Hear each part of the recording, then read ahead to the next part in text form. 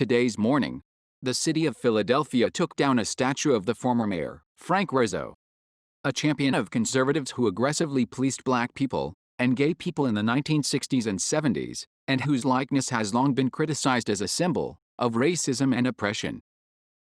But before we start, please take a moment to give this video a like, subscribe to Worldwide Trends, and hit the bell so you'll never miss the breaking trends.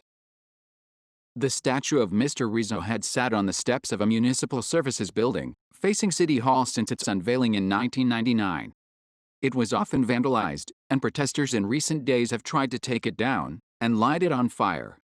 This is the beginning of the healing process in our city, Mayor Jim Kenney said Wednesday morning, as he stood near the empty where the statue had been. Mr. Kenney said that the statue was already scheduled to be removed in 2021, according to the Philadelphia Inquirer. But the statue will be placed in secure storage by the Department of Public Property until a plan is developed to donate, relocate, or otherwise dispose of it.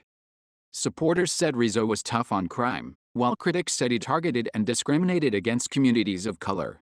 Rizzo, who rose to power in the late 1960s, when Philadelphia was becoming an increasingly segregated city, was sued by the U.S. Justice Department in 1979 for condoning systematic police brutality.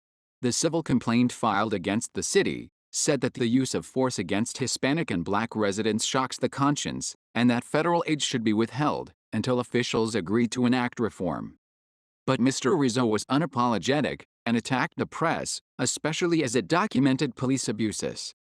He was once filmed threatening to beat up a reporter and his camera crew after they tried to interview him while he was walking his dog.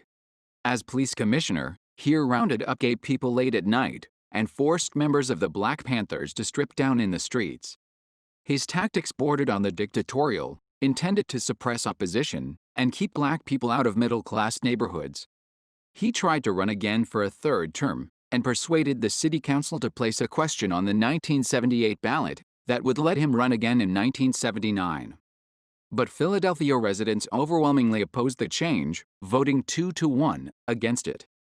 In 1991, and when he was 70, he ran again as a Republican and won the nomination, but died of a heart attack before the general election.